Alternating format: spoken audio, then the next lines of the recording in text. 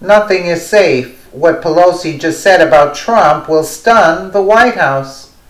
Nancy Pelosi just couldn't pass up another opportunity to bash her president, but this time the House Minority Leader told CNN's New Day that the entire administration should watch their backs. If you want a job at the White House, know your blood type because you're going to get thrown overboard at some point, Pelosi said, following President Trump's public disapproval of the travel ban. It will be interesting to see how he reacts to their reaction to him. Maybe it's Pelosi who doesn't understand what needs to be done. President Trump has been very open with how important the travel ban is to his presidency, but Pelosi seems to think it is nothing more than a selfish decision. He doesn't care as long as we're talking about him. Good, bad, or indifferent, she said. But President Trump's tweets had nothing to do with him, instead placing focus on the changes made to his travel ban. The House minority seemingly ignored this fact among many others, continuing her attack on President Trump's choices and character. There's so many things we should be doing, job creation and all the rest. Let's have that debate. But he just keeps bringing attention to him, she said. It's a tactic. Pelosi is obviously forgetting President Trump's recent trip overseas, and his withdrawal from the Paris Accord, both actions taken to improve America's overall wealth and job market. This is clearly just another hollow attempt to cut down our administration and hamstring our president. If Pelosi wants to see any progress, she will have to suck it up and work with the White House. Insulting its entire staff and the man in charge will only send us backwards. The American people need to make sure loudmouth critics like Pelosi are silenced with truth.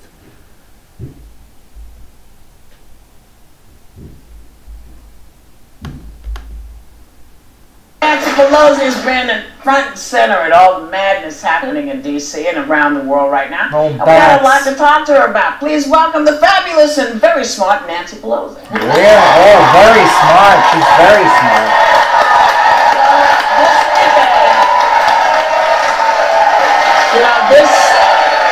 This weekend's terror attack in London reignited this call for a travel ban from certain countries. Travel ban. Unbelievable, this woman. Please explain to folks. I used to like her. Why?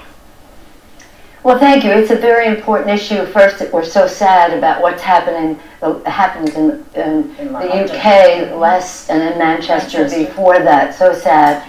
But it is the wrong answer. The travel ban. First of all, the president is calling it a travel ban. His own people who are arguing the case are saying it's not a travel ban. And what he is saying is to say, ignore the Constitution of the United States.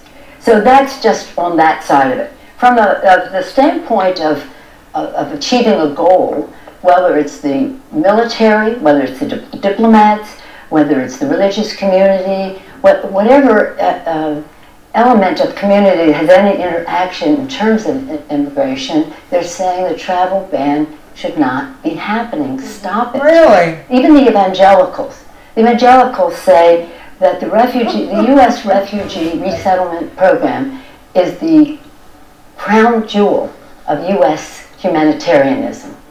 And that's what is being turned. Really? Humanitarianism. Process, though. I think many are concerned, not that they want to ban anyone based on religion, of course, but that they're concerned about the vetting process on the other end. And of course, we don't want people infiltrating our country who potentially have ties to Al Qaeda or terrorist ties. So that's the trouble. How do we figure out how to not ban people, but at the same time have proper vetting processes to assure our security and safety? The refugees coming into the United States, they have the most stringent vetting program of all. But you know, this woman's deranged. You said we don't want to ban any on the basis of religion. That's against our Constitution, but that's exactly what they're doing. But let me also say this. You should always be subjecting vetting to scrutiny to make sure it's doing its job. There's nobody, we have that responsibility, so that isn't even the point. But if you're doing it, they've had, what, 4 months to do it? It was supposed to take 90 days. Then why didn't they just go about their job and do the, subject the vetting to scrutiny? And then we would be at a different place right now. Yeah. So again, it is wrong. Fake clapping also, they're holding up signs. There's a lot of signs. concern about Trump's withdrawal. Some people are upset, some people aren't. Some of the concern about the way it's written is that we would be giving money to countries to say, lower your greenhouse gas emissions, and then if they don't lower those emissions, there's no penalty for that. And people feel like maybe they agree that climate change needs to be addressed, but through this deal, there's no accountability. Does that concern you? No, wait. Through this deal, there is plenty of accountability. Really? Just a bit. And let me just say, in all fairness to you, what the president based his decision on is a memo that is totally false. Really? It doesn't have factual basis. And that's really a problem. Let's enlarge the issue for this or for healthcare or any other subject. You have to have a factual basis, evidence, data, truth, facts.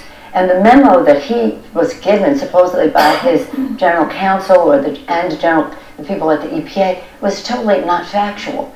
So the point is, this is in America's interest. When I became speaker, this was my flagship issue. This is in America's the challenge interest. to this generation to preserve this planet, and working with the evangelicals who believe, as do I, that this planet is God's creation and we have a moral responsibility to be good.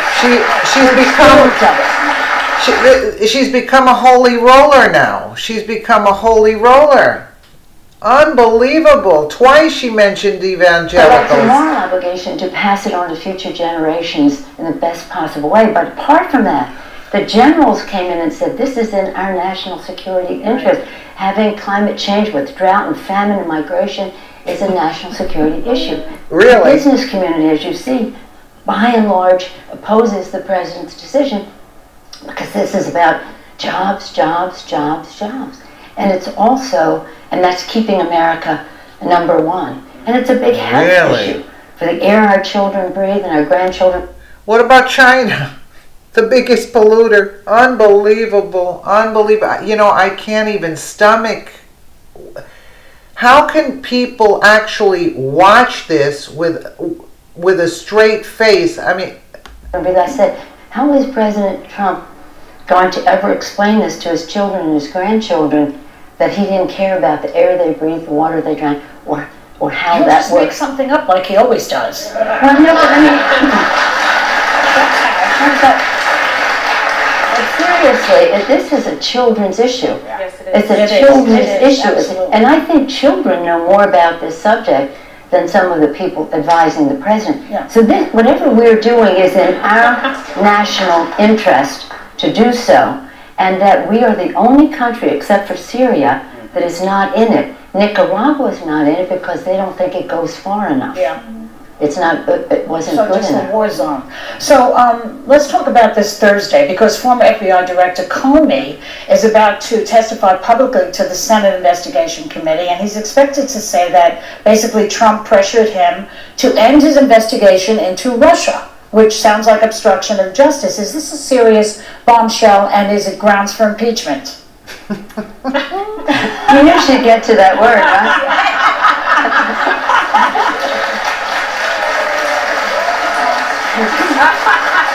She's hopeful. When that word comes up, disgraceful. I always say to my colleagues disgraceful. in the Congress and my constituents and people across the country, what I said before, anything you do has to be based on data, evidence, facts. So you can speculate, but it's got to be the law and the facts. Well, and how they match up. But Trump already admitted on television that he said this to Comey, to please stop the investigation into Michael Flynn. He said it. Well, what more proof do we need? Well, I think for the American people need solid evidence. That's solid. Well, I mean, it's an admission of guilt. What more do you need? Congresswoman, you yourself yourself said that you thought that Comey's behavior was inappropriate, his actions were inappropriate, and that he should be fired. So no, I never said he should be fired. Oh, no. What I said was, when he what he did as far as Hillary Clinton was concerned was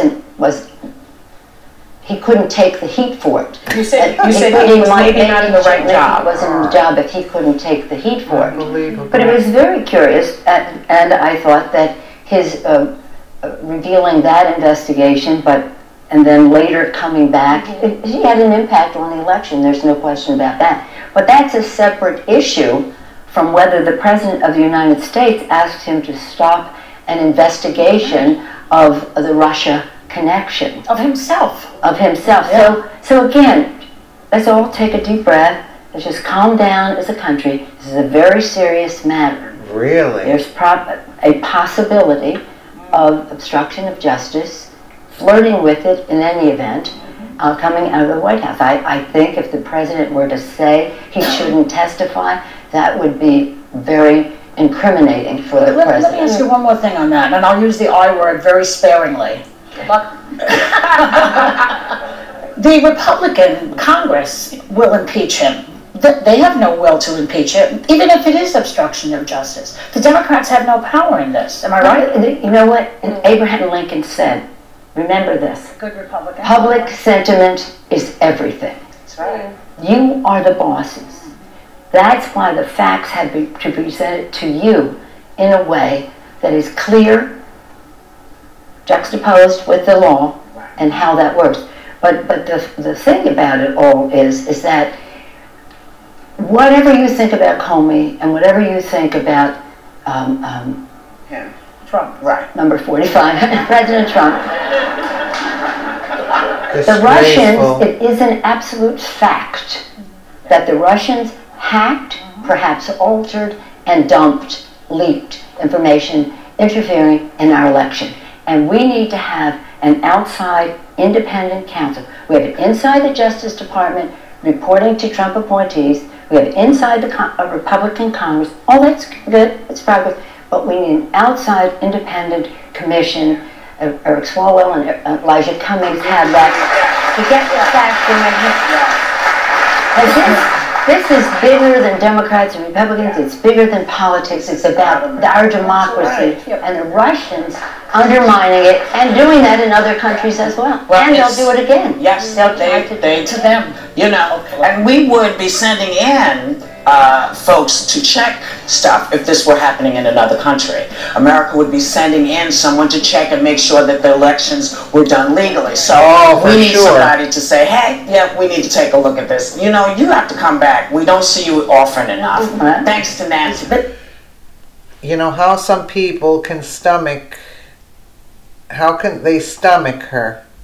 Let us know what you think in the comments below, and thank you so much for watching.